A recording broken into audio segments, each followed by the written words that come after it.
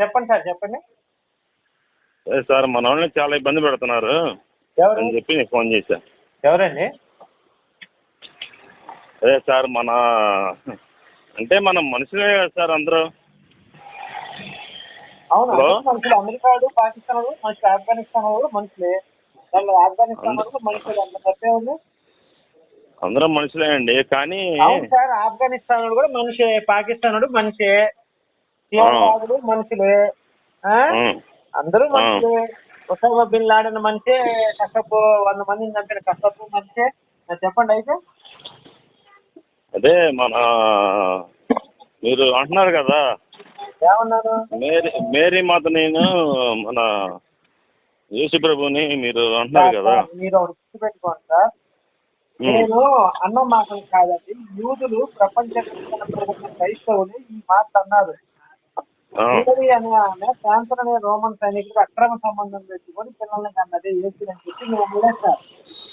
మీరు ఒకసారి కనుక యూదులకు ఇజ్రాయెల్ దేశం తెలుసు కదా, యేసు పుట్టిన దేశం తెలుసా మీకు? యేసు పుట్టిన దేశం ఏదో ఇజ్రాయలే కదండి.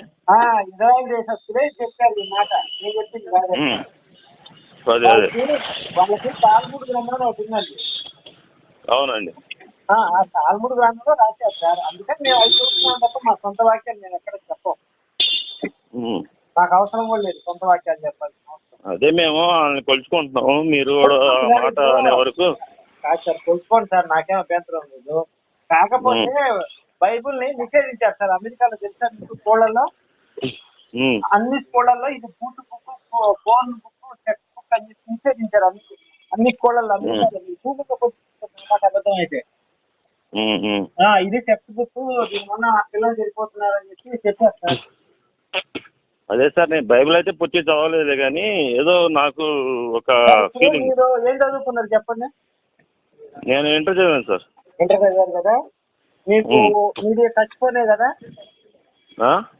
టచ్ ఫోనే అండి. దాంట్లోకి వెళ్ళేసి బైబుల్ బ్యాన్ ఇన్ అమెరికా అని కొట్టండి, మీకు వచ్చేస్తుంది. మీరు చదువుకోండి. చదువుకున్న తర్వాత ఇప్పుడు నాతో మాట్లాడుతుంది. వాళ్ళు ఏం చెప్పారంటే దీంట్లో బూతులు ఉన్నాయి, భయంకరమైన టెక్స్ట్ బుక్ ఇది స్కూల్లో ఉంటే పిల్లలు చెప్పిపోతారు మా పిల్లలు అని చెప్పి అక్కడ ఉన్న తల్లిదండ్రులు స్కూల్కి అప్లై చేపించి బైబిల్ బ్యాన్ చేయించారండి. స్కూళ్ళ నుంచి తీసుకెళ్లి కట్టబొట్లో పడేయించారు, స్కూల్ నుంచి తీసుకెళ్లి అమెరికాలో. నేను లైవ్ పెట్టాను చూడండి, కోటి చెప్పిన దాంట్లో లైవ్ వచ్చింది చూడండి, పూర్తి ఆధారాలతో పెట్టాను నేను. అదే సార్, నేను నాలాగానే మా ఏరియాలో దగ్గర ఒక 100-200 మంది ఫ్యామిలీలు ఉన్నారు. వీళ్ళంతా కూడా అలాగే నమ్ముకుని ఉన్నారు.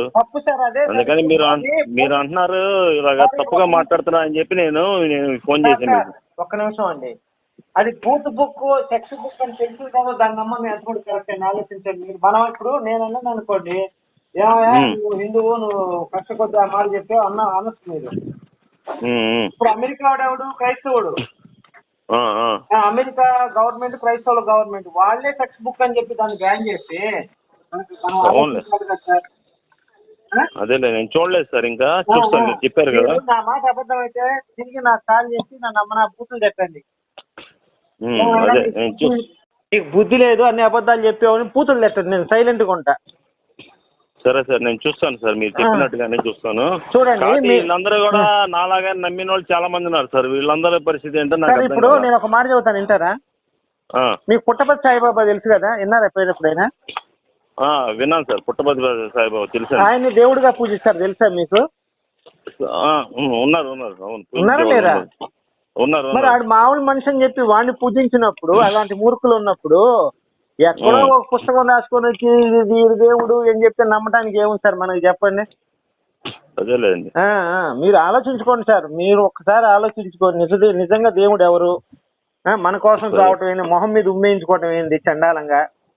దేవుడు మొహం మీద ఉమ్మేయించుకుంటాడండి? అదే సార్, ఆలోచించండి మీరు. దేవుడు అంటే ఎవరు సార్? అందుకనే కొద్దిగా లేదు సార్, మీరు పొరపాటును కూడా మీరు ఇప్పుడు దాంట్లో సళ్ళు పిసుకటం అని, నోట్లో అంగం పెట్టుకొని, నోట్లో సిల్లి పెట్టుకొని చీకటం వాక్యాలు ఉన్నాయండి బైబిల్లో. నేను చెప్పిన మాటలు కాదు, బైబిల్లో ఉన్నాయే చెప్తున్నాను నేను. సళ్ళు బాగా మూడొచ్చి అమ్మాయి సళ్ళు పిచ్చుకుంది, ఈ వాక్యం ఉంటదండి. మరి ఇది పరిశుద్ధ గ్రంథం ఎలా ఇద్ది సార్? నోట్లో అంగం పెట్టి నోట్లో మొగళ్ళు పెట్టుకొని చీకినట్టు ఉంటది. అవునులేదు సార్, నేను పరిశుద్ధ గ్రంథం అయితే పూర్తిగా చదవలేదు. కొన్ని వాక్యాలు చదివా, వాళ్ళు చెప్పారు మనకి పాస్టర్ వీళ్ళు చెప్తే. సార్ వాడు చెప్పేది ఒకటే, యేసు నీ కోసం చచ్చిపోయాడు, రక్తం కార్చాడు నీ పాపం కోసం. నేను ఎవరిని ఒక అమ్మాయిని రేట్ చేసి చంపుతాను సార్? నేను ఒక అమ్మాయిని రేట్ చేసి చంపాను, బాగా హింసించి ఆ అమ్మాయిని చంపేశాను, యేసుని నమ్ముకున్న స్వర్గానికి వెళ్ళిపోతాను, బానే ఉంది. మరి ఆ అమ్మాయి హిందువు, ఆ అమ్మాయి ఎవరు? హిందువు. మరి ఆ అమ్మాయి యేసుని నమ్మలా. మరి యేసు అమ్మాయికి చేసిన న్యాయం ఏంటి? ఆ అమ్మాయి నరకానికి వెళ్ళిపోయిద్దా? ఆలోచించండి సార్, ఇది ఎంత మటుకు న్యాయం? మీరే ఉన్నారు సార్, మిమ్మల్ని నేను చంపేశాను సార్ అనుకోండి, మాట వరకు మీ కుటుంబం మొత్తం రోడ్డును పడింది. తర్వాత నేను ఏసఐ దగ్గరికి, ఏసయ్య మీ పేరేంటి సార్? నా పేరు సూర్య అండి. సూర్యాన్ని చంపేశాను ఏసయ్య, నన్ను క్షమించి పరలోకం తీసుకెళ్ళమన్నా. శబాష్, యేసుని నమ్మారు కాబట్టి పరలోకం వెళ్ళిపోయాడు, నేను పరలోకం వెళ్ళిపోయా. మీరు యేసుని నమ్మలా, సూర్యం గారు యేసుని నమ్మలా. మరి మీ భార్య బిడ్డలు ప్రనాదాలు అయిపోయారు సార్. దీని అంతటి కారణం నేనే కదా. అంతేగా, మీరే కారణం. మరి నేనైనప్పుడు మరి నేను పరలోకం, నేను యేసు స్వర్గానికి వెళ్ళటం ఏంది? మీరు యేసుని నమ్మలేదు కాబట్టి నేను నరకంకి వెళ్ళటం ఏంది? ఎంత మటుకు న్యాయంగా ఆలోచించండి మీరు. నేను చెప్పానని కాదు కానీ ఇట్లాంటి అన్ని కూడా బూతులు ఉన్నాయి, సెక్స్ పుస్తకం ఇది, అంతా అన్యాయం. నన్ను నమ్మితే మాత్రం స్వర్గం తీసుకెళ్ళను, నన్ను నమ్మకపోతే స్వర్గం తీసుకెళ్ళను. ఇప్పుడు జగన్ కూడా అదే నెక్స్ట్ అదే ఎలక్షన్ చెప్తున్నాడు సార్, నాకు ఓటేస్తేనే ఆంధ్రప్రదేశ్ లో ఉంటారు, లేక కాల్చి చంపుతానంటాడు. మీరు ఒప్పుకుంటారా? ఎవరు ఒప్పుకుంటారు? ఎవరు ఒప్పుకోరు. మరి యేసు అదే కాన్సెప్ట్ కదా ఇప్పుడు. నాకు అర్థమైంది సార్, ఇంత ముందు నాకు ఏం తెలియలేదు. మన జనాలంతా వెళ్తున్నారు మనతో పాటు, వాళ్ళతో పాటు నేనే పోతున్నాను. మీకు ఒక మాట చెబుతాను ఏనండి సార్. ఇప్పుడు ఒక స్త్రీ ఉంది సార్, స్త్రీ ఎవరి చేత గర్భం చేయించుకోవాలి? మొగుడు చేత చేయించుకోవాలా, బయట ఎవరి చేత, వేరే ఎవరి చేత చేయించుకోవాలా పిల్లల్ని కనాలంటే? మరి పరిశుద్ధాత్మ అనే దేవుడు, వాడు దేవుడు అని చెప్తారు. దేవుడు అని, పరిశుద్ధాత్మ దేవుడు అని బైబిల్లో ఎక్కడా రాయలేదు సార్, మీరు చదువుకోండి. పరిశుద్ధాత్మ దేవుడు అని బైబిల్లో ఎక్కడా లేదు అసలు, వాడు ఎక్కడా కనపడదు మీకు. సరే పరిశుద్ధాత్మ దేవుడు అనుకుందాం సార్, మీ మాట కాసేపు. మొగుడు బతికుండగా వేరే వారి చేత గర్భం చేయించుకుని పిల్లల్ని కంటే ఏందండి? అది ఎంత మటుకు కరెక్ట్? అది అంటే దేవుడు ఏసేపు గర్భం చేస్తే నిజంగా దేవుడు పుట్టడా? చెప్పండి, ఆలోచించండి మీరు. ఇంత దరిద్రం పెట్టుకొని మనకెందుకు సార్ ఇది? ఒకసారి మీరు కూడా ప్రశాంతం కూర్చొని ఆలోచించండి సార్, ఈ దరిద్రం అంతా మనకెందుకు, వద్దు. ఒకసారి మీరు కూడా ఆలోచించుకోండి, మంచి చెడుల గురించి ఆలోచించుకోండి. అదేలే సార్, నాకు మీరు చెప్తున్నా నాకు అర్థమవుతుంది కానీ వీళ్ళందరూ ఉన్నారు కదా జనాలు, వీళ్ళందరినీ మనం. సార్ నేను ఒక మాట చెప్పనా, జనాలు గొర్రెలు సార్. ఈ జనాలు గొర్రెలు. వాడు ఏది చెప్తే అది నమ్ముతారు తప్ప, పాస్టర్ చెప్పింది నమ్ముతారు తప్ప దాంట్లో నిజం ఎంత ఉందని వీళ్ళు గ్రహించరు కదా. పాస్టర్ ఏంది, వాడు బతకడానికి అన్ని అబద్ధాలు చెప్తాడు మనకి. ఇప్పుడు డైరెక్ట్ గా మాట్లాడితే నాకు కొన్ని అర్థమవుతున్నాయి కానీ ఇన్నాళ్ళు మీరు మామూలుగా వీడియోలో చెప్తుంటే మీరు కానీ అభిమన్యు గారు కానీ ఇంకెవరన్నా ఆశ్చర్య గారు ఎవరన్నా చెప్పినా నేను వేరే విధంగా అనుకునేవాడిని. ఇప్పుడు మీరు డైరెక్ట్ గా మాట్లాడి చెప్తుంటే నాకు ఒక ఫీలింగ్ కలుగుతుంది. మీరు చదవండి సార్, నేను అబద్ధం చెప్పారని మీరు అనుకోవచ్చు సార్. మీకై మీరు బైబిల్ మీరు చదవండి, నేను ఒక పీడిఎఫ్ పంపిస్తాను, నా దగ్గర ఉంది, అన్ని బూతులే దాంట్లో మొత్తం. ఇప్పుడు యెహోవా ఏం చెప్తాడంటే, నువ్వు గనక వ్యభిచారం చేస్తే నీ లంగాలు లేపి పూకు అందరికీ చూపిస్తానంటాడు యెహోవా దేవుడు. బైబిల్లో ఉంది సార్, నహూము 3:5 నువ్వు గనక వ్యభిచారం చేస్తే నీ లంగాలు లేపి నీ మగవాళ్ళందరికీ నీ పూకు చూపిస్తానంటాడు. మరి దేవుడు అనేవాడు పూకులు చూపించడం ఏంటి సార్ లంగాలు లేపి? అందుకని మీరు ఒకసారి చదవలేదు సార్ నేను. ఏదో వాళ్ళు చెప్పే వాక్యాలు, వాళ్ళు చెప్పిన వాక్యాలు, వాళ్ళు చెప్పిన ఏదో మన దీన్ని బట్టి అవి చూసుకుంటాం, ఆ టైంకి వచ్చేస్తాం. మనం ఏదో హడావుడికి వెళ్తాం, పూట ఆదివారం పూట 1 గంట 1/2 గంట టైం స్పెండ్ చేస్తాం అంతే. అంత నుంచి మనం పాస్టర్ గారికి దశం భాగం మీద తప్ప ఇంకా దేని మీద వాడికి ఉండదు సార్. ఆ దశమ భాగం వచ్చిందని జంగి జేబులు వేసుకునే ఉంది తప్పితే లంజోడు కష్టపడి కానుకలు అయితే వేస్తాను సార్. వారానికి ఆదివారం 100 రూపాయలు కానుకలు ఇస్తాను. నెలకు ఒకసారి ఒక 1500 2000 నెలను బట్టి వాళ్ళకి ఇచ్చేస్తాం. అది కాదు సార్, మీరు నెలకు ఒక 2000 మీ పిల్లల తరపు మీ పిల్లలకి ఫిక్స్డ్ డిపాజిట్ వేసుకున్నా సంవత్సరానికి 25,000 అయింది. అవునవును. 10 సంవత్సరాలకి ఎంత అయింది? 2,50,000 అయింది. అదే సార్.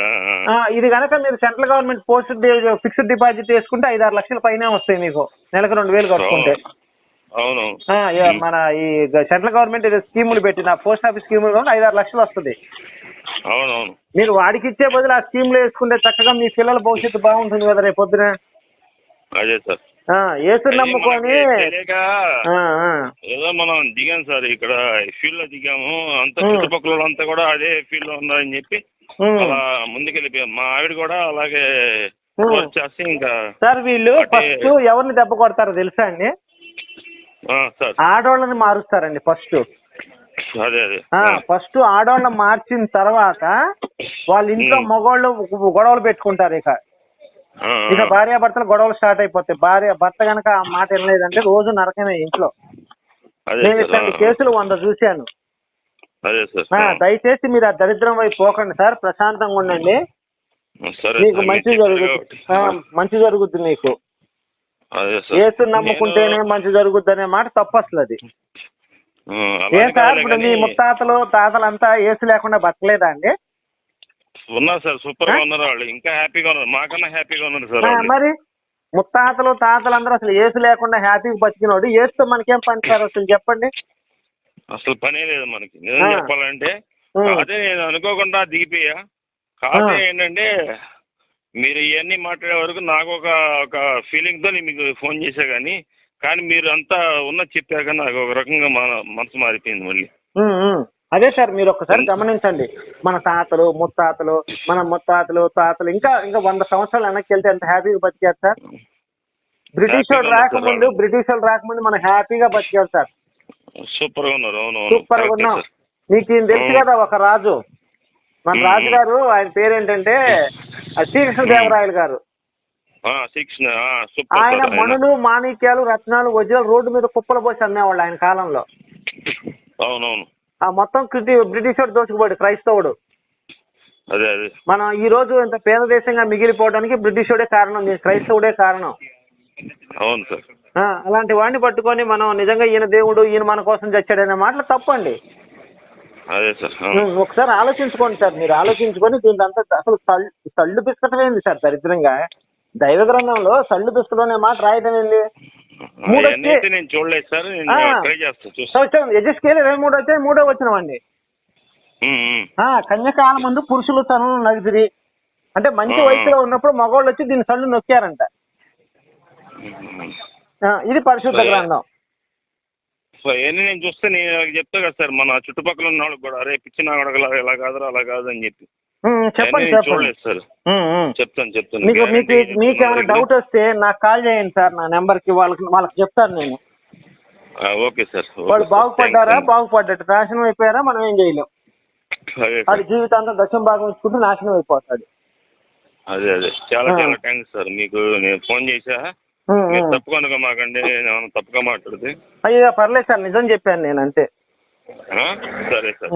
సరే సార్, రైట్ అండి. ఓకే, సరే సార్. Right sir.